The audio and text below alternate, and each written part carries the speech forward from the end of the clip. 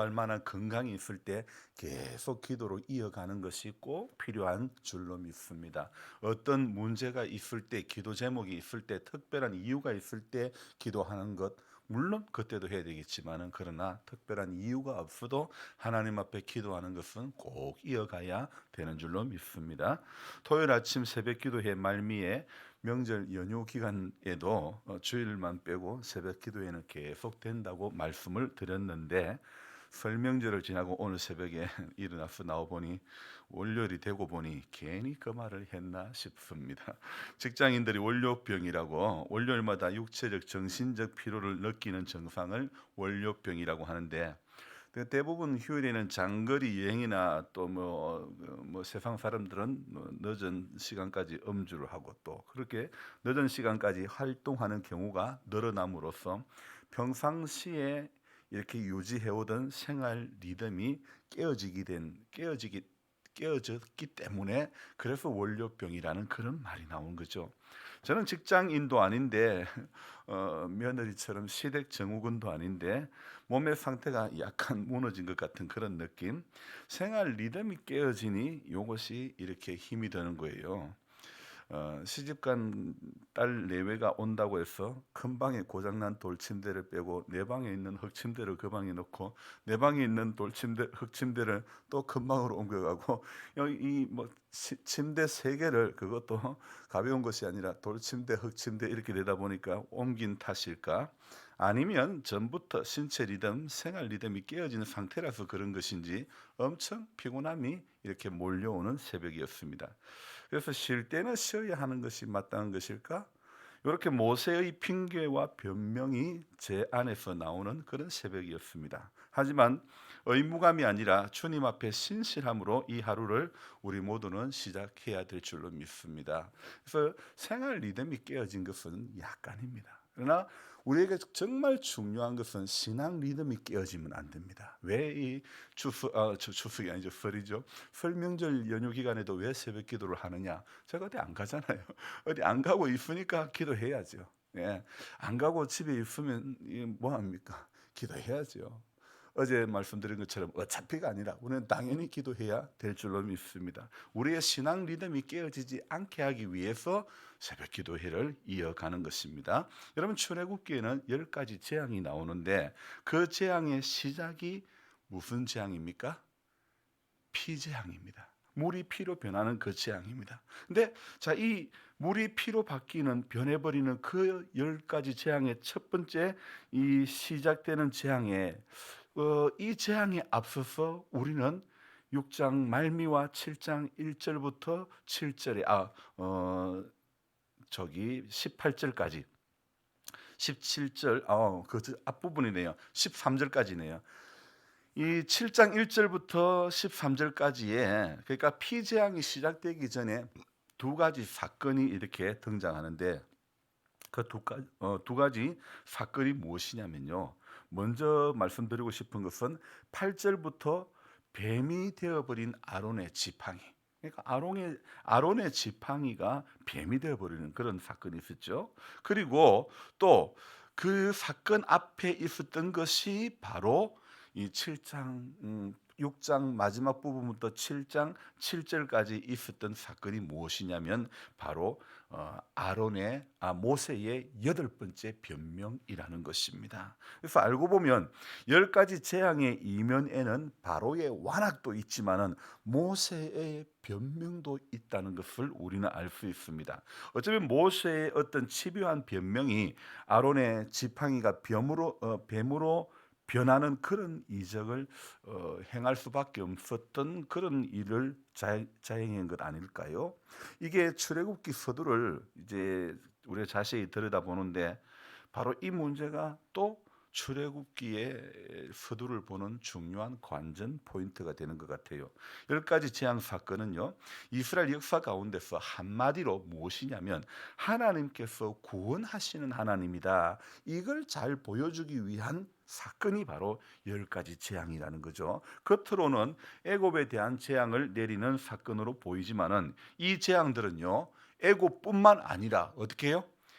주변의 모든 신들에게도 그 신들을 다 함께 벌하는 그런 사건으로 우리는 이해해야 됩니다. 정리를 하면요, 하나님이 누구시며 어떤 분이신지를 보여주며 또 그분의 능력을 경험하게 하는 사건이 바로 10가지 재앙이라는 거죠. 그래서 이 10가지 재앙이 보여지는 것은 하나님만이 진정한 신이라는 사실을 우리 모두에게 증거하고 있는 것입니다. 그래서 모세의 변명 속에서도, 인간의 변명 속에서도 우리가 깨달을 수 있는 것은 하나님만이 진정한 신이라는 거죠. 7장 1절에 내가 너를 바로에게 뭐같이 되게 해주겠다고요? 볼지어다 내가 너를 바로에게 신같이 되게 하였은즉. 왜 이 말이 나왔을까? 왜 이 말이 내가 너를 바로에게 신같이 되게 해주겠다, 이 말이 왜 나왔을까요? 이 말의 원인은 6장 30절로 가야 됩니다. 같이 읽어봅시다. 모세가 여호와 앞에서 아뢰되 나는 입이 둔한 자이오니 바로가 어찌 나의 말을 들으리까. 자, 바로 6장 30절의 말씀 때문에 이 7장 1절에 내가 너로 바로에게 신같이 되게 하였은즉, 이 말씀이 나오게 되는 것입니다. 자, 모세에게 그런 변명만 아주 주구장창 늘어놓는 6장 30절의 변명이 바로 모세가 이 10가지 재앙이 일어나기 이전에 모세가 하나님 앞에 했던 8번째의 재앙이라는 것입니다. 변명이라는 것입니다. 말이 잘 안 되네. 그런 모세에게 하나님 말씀하십니다. 뭐라고 말씀하십니까? 입을 열어 하나님 말씀하시는데 무엇이라고요? 볼지어다. 볼지어다. 여호와께서 모세에게 이르시되 볼지어다. 여러분, 오늘 이 볼지어다라는 말에 우리가 다시 한번 또 주목해야 될 필요가 있습니다. 봐라. 봐라자스. 우리 같으면 그저 봐라 임마 이렇게 말씀해도 뭐 무방하지 않을까요? 이런 뉘앙스. 지금 모세가 바라보고 주목하고 있는 건 무엇입니까? 하나님께서 이 말씀을 하기 전에 모세 안에는 뭐가 있습니까? 모세 눈에는 무엇이 보입니까? 나는 무엇이라고요? 6장 30절에 입이 둔한 자고, 그 앞에 다른 데 보면 나는 뭐 입이 뻣뻣하고 이 모세 안에 있는 것은요, 끊임없이 모세가 바라보고 모세가 주목하는 것은요, 자신의 연약함입니다. 자신의 한계에 대해서 주목하고 있습니다. 제가요, 저 카메라를 설치해 가지고 유튜브를 처음 할 때 제 입모양이고 제 그 이빨이 부러진 채로 10년을 어릴 적에 지내다 보니까 제 발음이고 모든 게 마음에 안 드는 거예요. 그래서 이거 괜히 했다 얼마나 후회했는지 모릅니다. 그러나 하나님은 저의 연약함마저도 하나님은 들어서 쓰시는 것 같아요. 가혹한 노역으로 하나님 말씀을 듣고 있지 않는 백성들이 모세의 눈에 보입니다.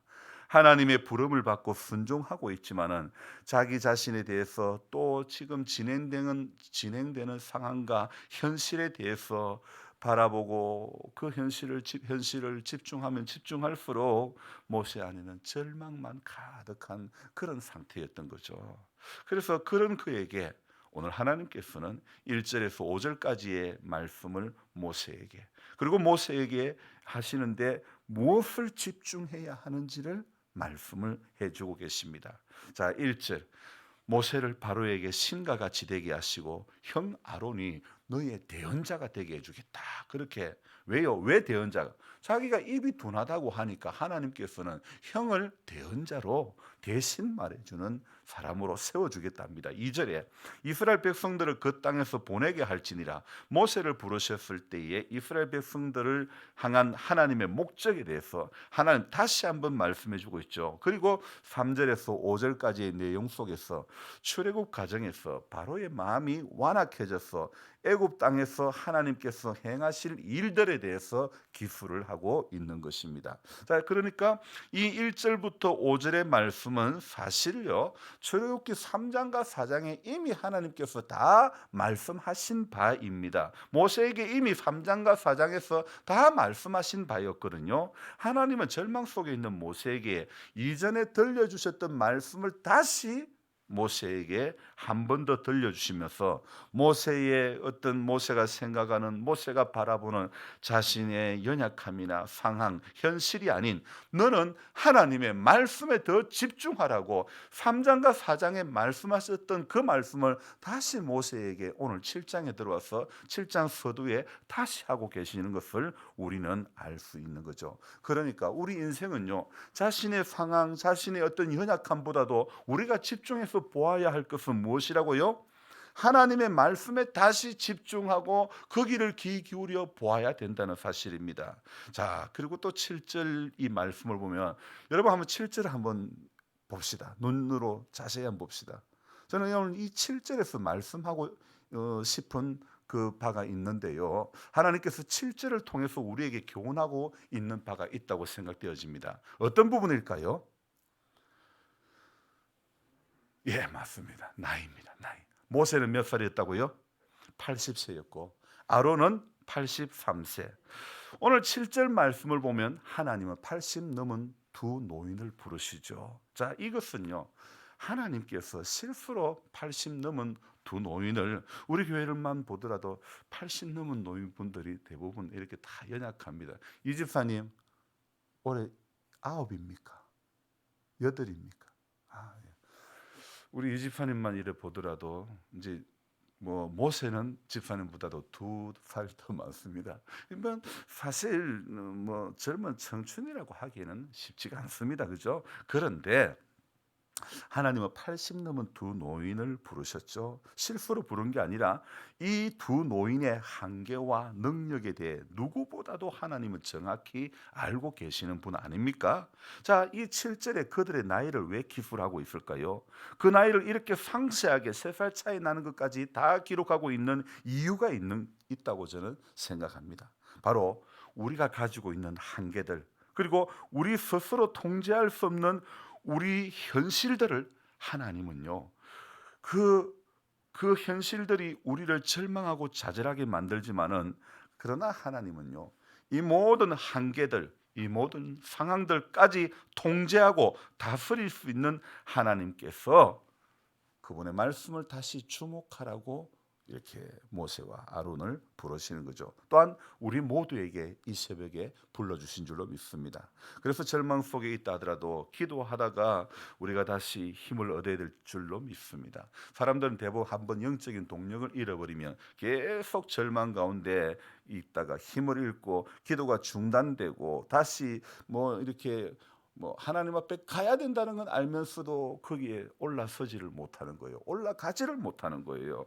다시 하나님께 귀를 기울이고 말씀 앞에 나아갈 때에 새로운 힘을 주시는 하나님을 경험하고 새로운 기도의 제목으로 하루를 시작하고 새로운 기쁨으로 하나님을 충만하게 인도해 주신 줄 믿습니다. 저는 설을 맞이해서 어제 모 교회에 권사님에게 전화를 드렸습니다. 정말 모교회 주변에 5층짜리 아파트였던 아파트와 단독 주택이 엄청 많은데 네이버 로드뷰에 보니까 그걸 전부 다 밀어버린 거예요. 그 중심에 무엇이냐면 하나님의 교회가 있는 거예요. 교회만 덩그러니 서 있고 그리고 나머지 전부 다 밀어버린 거예요. 그리고 거기 주변이 전부 아파트가 들어서는데 교회 뒤편에는 비전 센터가 착공이 되어가지고 지금 지하를 한참 파고 있는 거예요. 야, 내가 청년 때 이렇게 뜨겁게 기도했던 그곳이 이렇게 번화가가 되어질 줄, 그 아파트 단지의 중심이 되어줄 줄은 저는 몰랐지요. 근데 하나님의 놀라운 역사들이요, 그 옛날 단독주택 5층짜리 아파트 이런 그 가운데서 하나님께서는 교회를 세워주시고 하나님은 교회를 통해서 일하시려고 이렇게 다른 건물 다 무너질 때에 하나님의 교회만 든든히 세워져가는 그 모습을 보니까 너무너무 흐뭇한 거예요. 여러분 그렇습니다. 우리의 신앙이 교회가 든든히 세워지는 것, 우리 매번 기도해야 될 줄로 믿습니다. 자, 그리고요, 또 오늘 하나님의 말씀을 듣고 난 뒤 모세와 아론은 6절에 하나님 말씀대로 뭐라고요? 모세와 아론이 여호와께서 자기들에게 명령하신 대로 행하였더라. 아멘. 그렇습니다. 다시 하나님의 말씀을 듣고 난 너희들이 집중해야 될 것은 하나님의 말씀이다. 3장 4장에서 말씀하셨던 것을 다시 한번 반복하면서 하나님의 말씀을 다시 새겨 듣고 난 모세는, 아론은 하나님의 말씀대로 행하는 것입니다. 힘을 얻어서 다시 바로 앞에 나아가는 것입니다. 생각해 보니 권사님하고 통화하는 가운데서 예전에 그 권사님의 지하 선교원 교실 한 칸을 이렇게 차지해서 매일 철야를 했습니다. 저는 권사님에게 그랬습니다. 권사님요, 제가 저 그때 청년 때 본당에 들어가서 혼자 성경 보고 기도했던 그것이요, 내가 지금 설교하고 내가 지금 목회를 하는데 전부 나온 은혜는 그때 그 시간에 나온 거다고 그렇게 고백하니까, 말씀도 목사님, 나도 내가 그 성경 교실에서 그렇게 밤새워 철야하며 기도했던 그 기도가 하나님께서 내가 지금까지 버텨올 수 있는 힘이 되게 해주셨다고. 정말 우리의 그 고백 가운데서 하나님 앞에 정말 그때의 지하 기도실에 내려오셨던 분들이요, 하나님께서 그 사람들을 통해서 또 다른 놀라운 일들을 하고 계셨다. 이 고백이 서로가 되는 거예요. 여러분, 오늘 명절 끝에 오늘 이 시간에 나와서 기도하는 우리들의 그 기도가 나중에 그 기도가 있었기 때문에 오늘 내가 여기까지 오게 될 수 있었다라는 고백을 하게 되지 않을까요?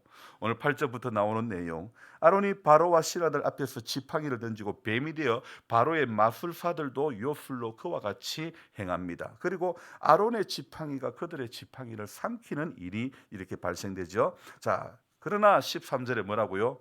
그러나 바로는 마음이 완악하여서 듣지 않는 것입니다. 이 모든 것이 어떻게 된다고요? 하나님의 말씀대로 되는 것이라고 오늘 말씀은 기록하고 있습니다. 바로는 마음을 완악해 해서 하나님을 대적하는 겁니다.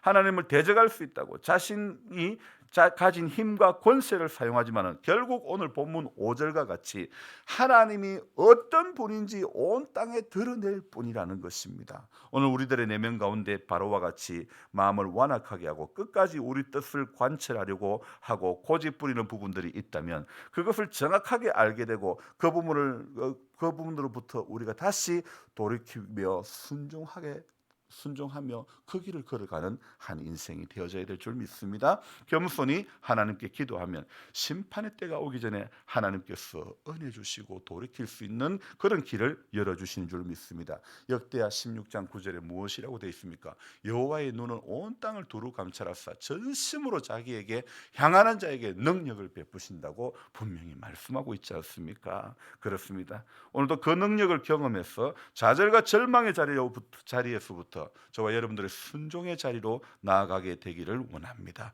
완악함과 고집 부리는 부분들이 있다면 오늘도 그것이 무엇인지 발견하고 오히려 그것으로 인해서 하나님의 뜻을 이루고 기쁨을 얻게 되는 그런 저와 여러분들이 되어져야 될 줄로 믿습니다. 그래서 오늘도 우리가 힘을 내어 기도하는 것, 그것이 저와 여러분들이 영적인 리듬을 잃지 않게 된 비결이라는 사실을 꼭 기억하시고, 할 수 있다면 더 기도하고, 할 수 있다면 더 엎드리고, 할 수 있다면 더 비우고, 그래서 주님이 더 뚜렷하게 보여지는 우리 모두가 되기를 주님의 이름으로 부탁합니다. 기도합니다. 살아계신 하나님 아버지, 오늘도 우리에게 이 모세의 연약함을 보면서 또 바로의 이 완악함을 보면서 우리의 모습을 다시 한번 비교해 봅니다. 우리에게는 모세의 변명도 참 가득하고 바로의 완악도 우리에게는 얼마나 많은지 모릅니다.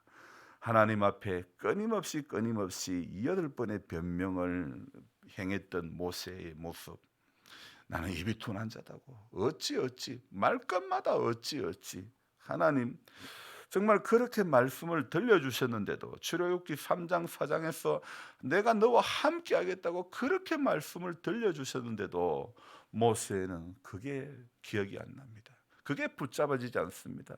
하나님이 하나님 되심이 아직도 인정이 안 되는 그런 모습, 병면과 핑계거리로 가득한 모세의 모습을 보면서 오늘 이 시대를 살아가는 우리 모습이 또한 그렇다는 것을 우리는 인정할 수밖에 없습니다. 주님, 우리가 연약할수록 더욱더 주님 앞에 더 가까이 가게 하시고 주님의 말씀에 더 집중할 수 있는, 자신의 연약함에 또 거기에 붙들리고 상황과 현실에 부딪혀서 하나님께 집중하지 못하는 모든 것들을 하나님 우리 다 물리치게 해주시고, 우리가 힘들고 어렵고 답답할수록 하나님의 말씀에 더 집중할 수 있는 은혜를 주시옵소서. 명절 끝에 우리 왔다가 돌아가는 자녀분들, 또 이렇게 가족들 어려운 일 당치 않게 하시고, 또 출대했던 성도님들 돌아오는 발걸음까지도 지켜주시기를 원하옵고,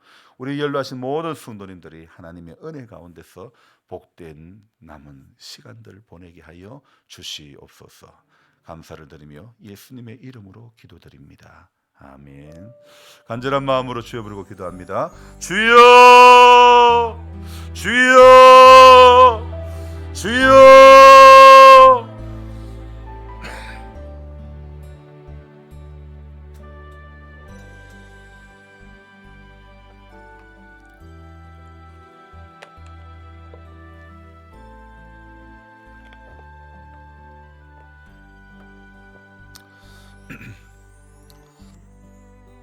좋으신 하나님 감사드립니다.